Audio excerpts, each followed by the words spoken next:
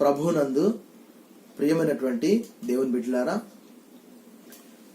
ఈ సమయమందు ఈ దినము మనం కొంత సమయము దేవుని లేఖనము ధ్యానం చేద్దాం. ప్రభువును రక్షకుడైన యేసుక్రీస్తు నామములో శుభములు తెలియజేస్తున్నాను. Shalom to you all. సమాధానం మీకు కలుగును గాక. ఈ సమయమందు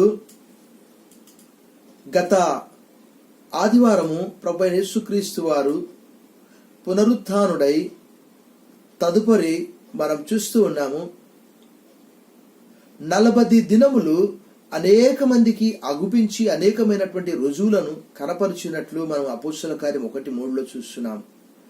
మరి ఈ దినము కొంత సమయము దేవుని లేఖనాన్ని మనం ధ్యానం చేసినప్పుడు ఇది ఒక పోస్ట్ రిజరక్షన్ డేగా మనం చూస్తూ ఉన్నాం.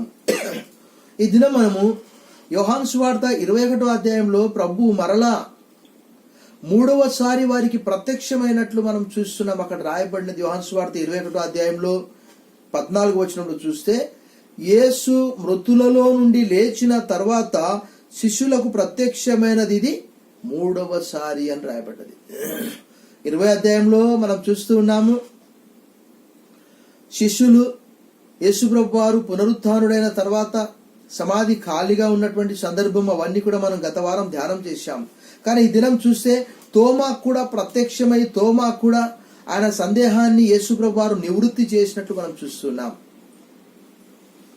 కానీ ఇక్కడ 21వ అధ్యాయంలో కొన్ని వచనాలను మనం ధ్యానం చేసినప్పుడు 21వ అధ్యాయం 1వ వచనం నుండి, అటు తర్వాత యేసు తిబెరియా సముద్ర తీరమున శిష్యులకు మరలా తన్ను ప్రత్యక్షపరచుకొనెను. ఆయన తను ప్రత్యక్షపరచుకున్న విధమేదనగా, దేవుడు లేఖనాన్ని మన కొరకు స్పష్టంగా రాయించి ఉంచాడు, కానీ మనం చదవడమే ఆలస్యం.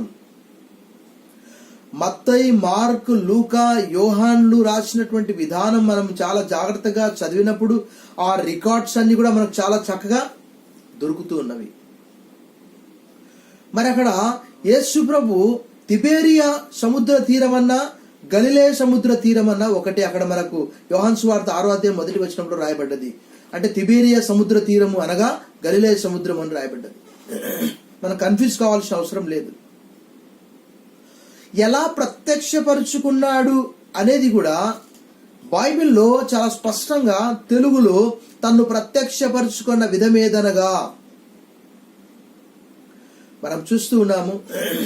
ప్రపంచం అంతా కూడా ఇప్పుడు అతలాకుతలం అయిపోయి 1,60,000 మంది కంటే ఎక్కువ మంది చనిపోయారు కరోనా నుంచి. మరి రాబోయే దినాల్లో పరిస్థితులు ఎలా ఉంటాయో మనకు తెలియదు. ఆ రోజు హౌస్ చర్చెస్ అన్ని కూడా నాకు జ్ఞాపకం వస్తూ ఉన్నవి. అపోస్తల కార్యం 2వ అధ్యాయంలో వారు ఇంటింటా రొట్టె విరవడము, ప్రార్థన చేయడము, అవన్నీ కూడా మనకు జ్ఞాపకం వస్తూ ఉన్నవి. ప్రేమైనటువంటి దేవుని బిడ్డలారా, రాబోయే దినాలు దేవుని వాక్యాన్ని మనము సంఘాలలో ధ్యానం చేయడానికి మనమందరం ప్రార్థన చేయాలి. ప్రపంచం నుండి దేవుడు కరోనాను దూరపరచాలి. స్వస్థపరిచే దేవుడు. మరి రాబోయే దినాల్లో సంఘాల్లో అనేక మంది దేవుణ్ణి ఆరాధించగలగాలి. అటువంటి ఒక గొప్ప నిరీక్షణ దేవుడు మనకు కలగచేయాలి.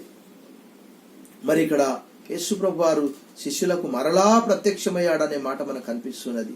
మరి ఎవరెవరికి ప్రత్యక్షమయ్యాడనే ఆ వివరాలు మనం క్లుప్తంగా మనం ధ్యానం చేసాం. మొట్టమొదటిగా సీమోను పేతురు. ఒక్కొక్కరు ఒక విచిత్రమైనటువంటి స్వభావం కలిగినటువంటి వ్యక్తులను మనం ఇక్కడ చూస్తూ ఉన్నాము. మరి పేతురు విషయం మనందరికీ తెలుసు. గత వారం నేను దాదాపుగా శిలువ శ్రమల గురించి ధ్యానాలు మరి తెలియజేసినప్పుడు చెప్పాను. పేతురు, ప్రభా ఆ శ్రమ నీకొద్దు, ఆ శిలువ నీకొద్దు అని చెప్పినటువంటి వ్యక్తి. తర్వాత ఏమన్నాడు, ప్రభా నీ కొరకు ప్రాణమైనా పెడతాను అని అన్నాడు. యేసుప్రభు వారు అన్నారు, Peter Peter, before the cock crows you will deny me thrice. నేడు కోడి కూయక మునుపు నీవు నన్ను ముమ్మారు ఎరగనని చెప్తావు పేతురు అన్నాడు.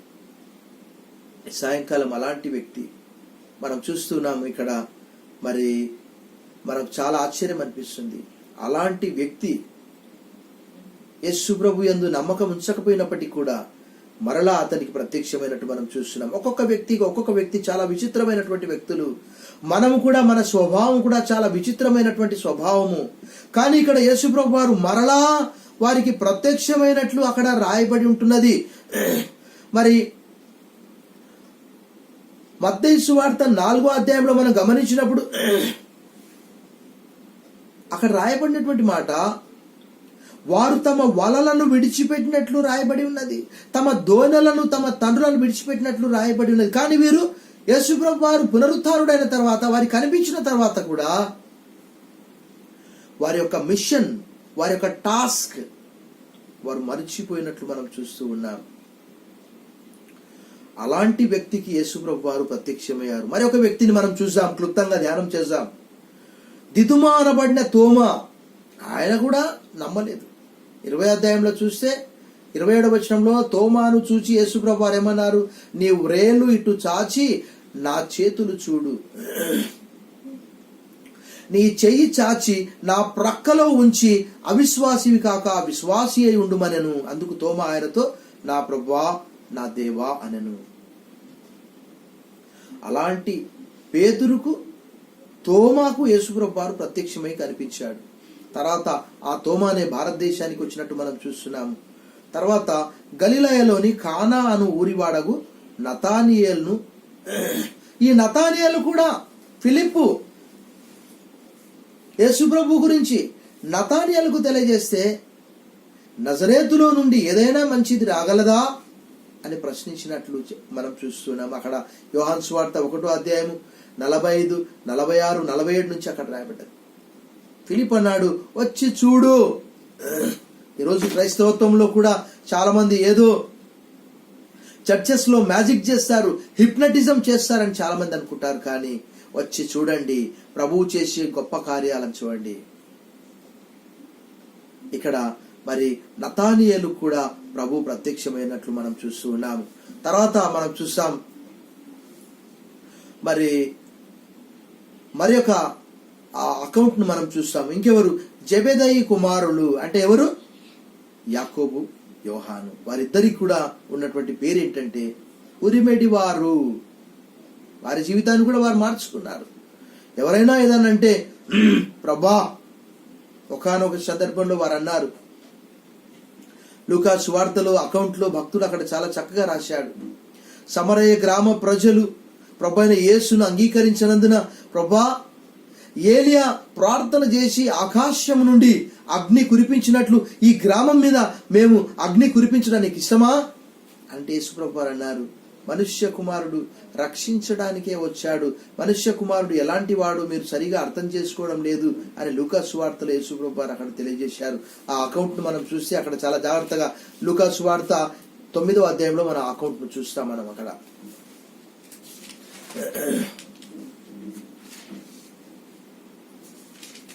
లూకా సువార్తలో 9వ అధ్యాయంలో మనం చూస్తాం,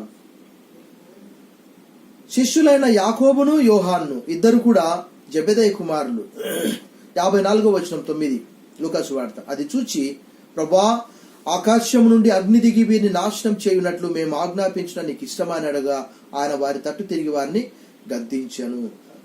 నాశనం చేయునట్లు అంటే ఫుట్నోట్స్ ఏమని రాయబడ్డది, ఏలియా చేసినట్లు. అయితే యేసుప్రభు వారు దాన్ని గద్దించినంటే, మీరు ఎట్టి ఆత్మ గలవారో మీరు ఎరగరు, మనుష్య కుమారుడు మనుషుల ఆత్మను రక్షించటకే గాని నశింప చేయుటకు రాలేదనను అని కూర్చబడి ఉన్నది.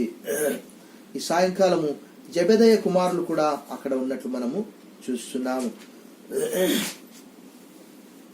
తర్వాత ఆయన శిష్యులలో మరి ఇద్దరునూ కూడి ఉండిరి. ఆ ఇద్దరు ఎవరో మనకు తెలియదు, మరి ఎవరై ఉన్నారో మనకు కూడా తెలియదు, అక్కడ రాయబడ్డది. అయితే సూర్యోదయమగుచుండగా యేసు దరి నిలిచెను. అయితే ఆయన యేసు అని శిష్యులు గుర్తుపట్టలేదు. వారికి అందరికి కూడా యేసుప్రభు వారు ప్రత్యక్షపరుచుకుంటున్నాడు. అంటే మనం చూసాము, ఎమ్మాయి మార్గంలో కూడా వారు గుర్తుపట్టలేదు. ఇక్కడ కూడా యేసుప్రభు వారు ఆత్మలో ఉన్నాడు కాబట్టి బహుశా అక్కడ ఏమని రాయబడ్డది, కొంచెం ఇంకా చీకటిగా ఉన్నదేమో, మనకు కూడా అంత తెలియదు, అక్కడ రాయబడ్డది. బహుశా అంటే ఆ చీకటి సూర్యోదయం అగుచుండగా అని రాయబడ్డది. కాబట్టి ఇంకా మరి బహుశా ఆ సూర్య కిరణాలు వారి పైన పడి వారు గ్రహించలేకపోయారా, లేక గుర్తించలేకపోయారా, లేక ఇంకా చీకటి ఉన్నదా? ఎందుకనంటే మరి అక్కడ సూర్యోదయం అగుచుండగా అనే మాట రాయబడి ఉన్నది అక్కడ.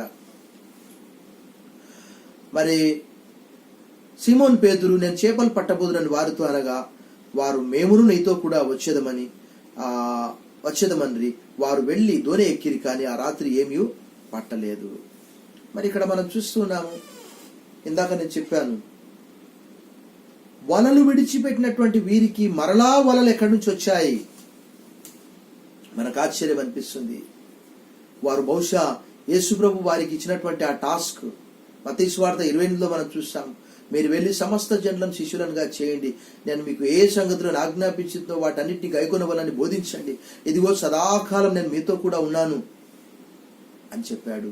ఇంకా మనం అదే యోహాను సువార్త 20వ అధ్యాయంలో చూస్తే అక్కడ రాయబడ్డటువంటి మాట ఏంది అనంటే, అక్కడ రాయబడ్డటువంటి మాట యోహాను సువార్త 20:21, తండ్రి నన్ను పంపిన ప్రకారం నేనును మిమ్మును పంపుచున్నాను అని వారితో చెప్పాను. వారు ఆ టాస్క్ మర్చిపోయారు, మరలా చేపలు పట్టడానికి వెళ్ళారు. బహుశా అది తాత్కాలికమా మనకు కూడా తెలియదు, లేక మనం మరొక విషయం గమనించాలి. ఏంటి అనంటే, వారు పరిశుద్ధాత్మ చేత నింపబడలేదు. కాబట్టి బహుశా అంతవరకు మరి వారు కొంచెం కన్ఫ్యూజ్ గా ఉన్నారు. ఒక సరి అయినటువంటి ఒక డెసిషన్ వాళ్ళు తీసుకోలేకపోతున్నారు. అందుకే మరలా అక్కడ రాయబడ్డది ఏంటి అనంటే, పేతురు, నేను చేపలు పట్టబోదునని వారితో అనగా, వారు మేము కూడా నీతో కూడా వచ్చేదమని వారు వెళ్ళి దోణి ఎక్కిరి, కానీ ఆ రాత్రి ఏమీ పట్టలేదు. ఈ సందర్భాన్ని మనం లూకాసు సువార్త 5వ అధ్యాయంలో మనం చూస్తాం. పేతురు యొక్క దోణిలో యేసుప్రభు వారికి కొంచెం లోతుకు తీసుకొని వెళ్ళు అని అన్నప్పుడు ఆ సందర్భాన్ని మనం చదివినప్పుడు చాలా ఆశ్చర్యం అనిపిస్తుంది. లూకాసు సువార్త 5వ అధ్యాయంలో 4వ వచనం, ఆయన బోధించుట చాలించిన తర్వాత, నీవు దోణిని లోతులకు నడిపించి చేపలు పట్టకు మీ వలలు వేయుడని సీమోన్తో చెప్పగా, అదే సీమోన్ ఇక్కడ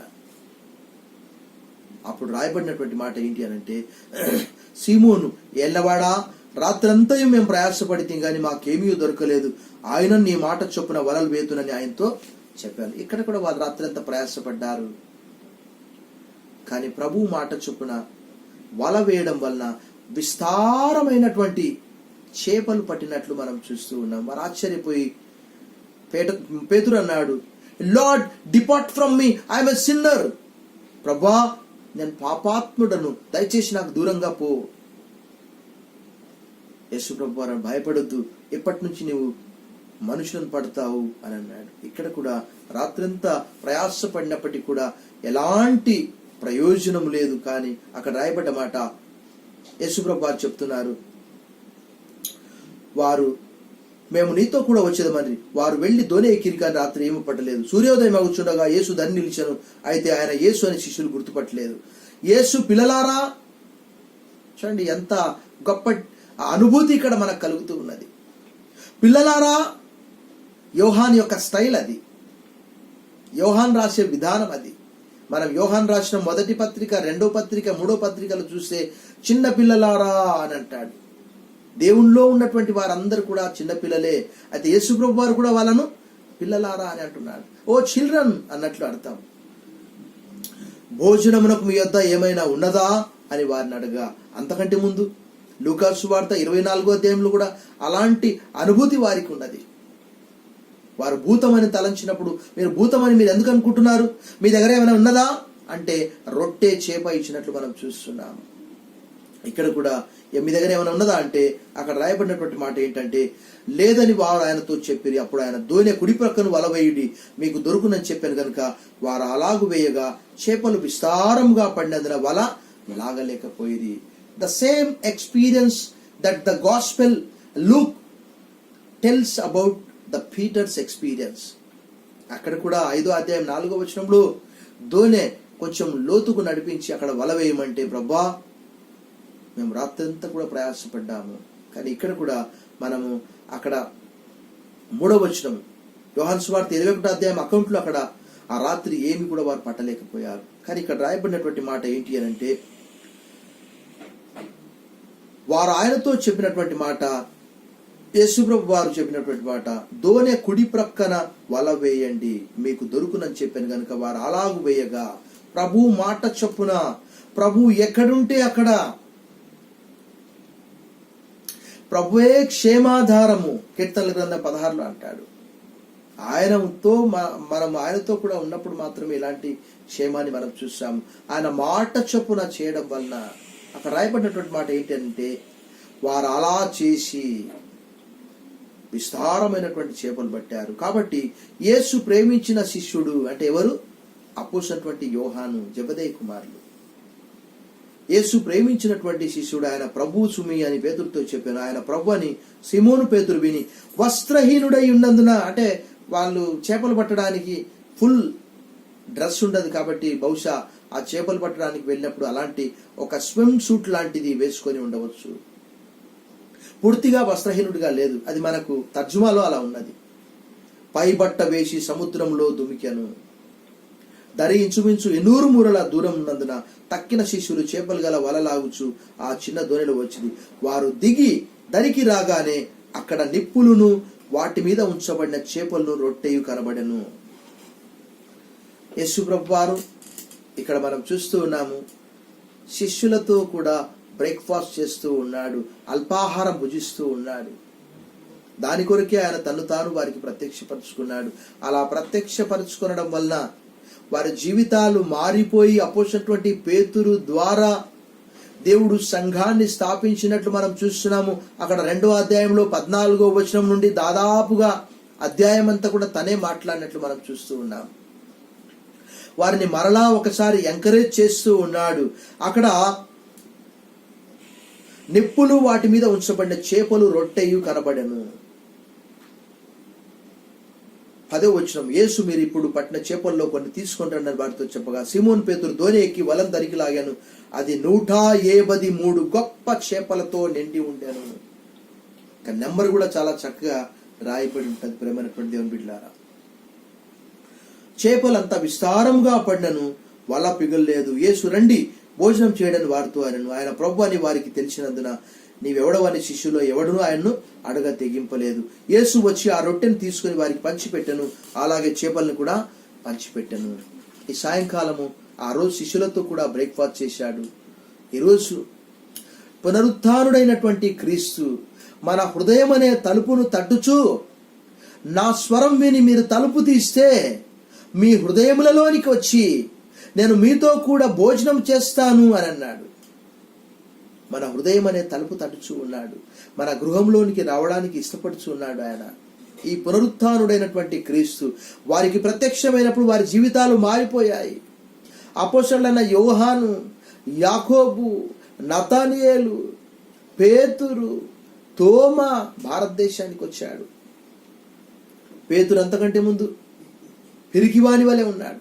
తర్వాత మనం చూస్తూ ఉన్నాము పోస్ట్ రిజరక్షన్.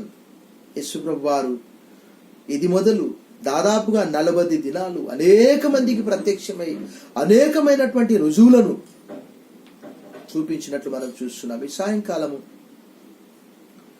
ప్రియమైన దేవుని బిడ్డలారా, లేఖనాలను చదవండి. ఈ దినము పునరుత్థానము సంవత్సరానికి ఒక్కసారే మనం జరుపుకుంటున్నాం. కానీ ఆ రోజు దేవుని వాక్యంలో మనం చూస్తే అపోస్తలుల కార్యం 4వ అధ్యాయంలో ఈ నామమును బట్టి మీరు బోధింపకూడదు అని వారికి కఠినంగా ఖచ్చితంగా ఆజ్ఞాపించినప్పటికీ మేము దేవుని మాట వినుట న్యాయమా, మీ మాట వినుట న్యాయమా, మేము ఏది వింటిమో మా కన్నులు ఏది చూచెనో దాన్ని మేము తెలియజేయకుండా ఎలా ఉంటామన్నాడు. ఈరోజు ప్రభు యొక్క పునరుత్థాన అనుభవం పొందినటువంటి మనము ఇతరులకు తెలపకుండా మన పొరుగు వారికి, మన పనిచేసే ప్రాంతంలో సహోద్యోగులకు, మన బంధువులకు, మన మిత్రులకు, మన ఇరుగు పొరుగు వారికి మనం తెలపకుండా ఎలా ఉండగలము? ఈ సాయంకాలము ఇలాంటి గొప్ప అనుభూతిని ప్రభు శిష్యులను అక్కడ బలపరిచినట్లు మనం చూస్తున్నాం. అక్కడ ఈ సాయంకాలము ఈ లేఖన భాగం ద్వారా ఇంతమందికి మరలా యేసు మృతుల్లో నుండి లేచిన తర్వాత శిష్యులకు ప్రత్యక్షమైనది ఇది 3వసారి. ఈరోజు ఈ లేఖనాల ద్వారా ప్రభు మనతో మాట్లాడుతున్నాడు. దేవుడు మనందరినీ ఆశీర్వదించునుగాక. ఆమేన్. ప్రార్థన చేస్తాను. సర్వశక్తి గల దేవా, ఆ రోజు శిష్యులకు ప్రత్యక్షమయ్యావు. ఈరోజు నీ వాక్యం ద్వారా మాతో మీరు మాట్లాడుతున్నారు ప్రభా, నీకు వందనాలు చెల్లిస్తున్నాం నాయన. మరి ఈ దినం మేము చూస్తూ ఉన్నాం, నీవు చనిపోయి సమాధి చేయబడి తిరిగి లేపబడి గత ఆదివారం అలాంటి అనుభూతిని మేము పొందుకున్నాం. ఇది మొదలు నాయన 40 దినాలు నీవు అనేక మంది కనిపించినట్లు మేము చూస్తున్నాం. అది అపోస్తలుల కార్యం 1:3 రాయబడ్డది. కొరింథీయులకు రాసిన మొదటి పత్రిక 15వ అధ్యాయం 3, 4, 5, 6, 7 వచనాలు అక్కడ రాయబడ్డది. ఒక్కసారే నీవు 500 మందికి అగుపించినట్లు అక్కడ భక్తుడు రాస్తున్నాడు. ఈ రాత్రి భారతదేశంలో సాధు సుందర్ సింగ్ లాంటికి మీరు ప్రత్యక్షమయ్యారు ప్రభా, భక్త సింగ్ లాంటి వారికి మీరు ప్రత్యక్షమయ్యారు ప్రభా. నీ పిలుపుని అందుకొని ఈరోజు అనేక మందికి నీ వైపుకు తిరిగే భాగ్యం కలుగచేయమని యేసు నామములో ప్రార్థిస్తున్నాం తండ్రి. Amen. God bless you all.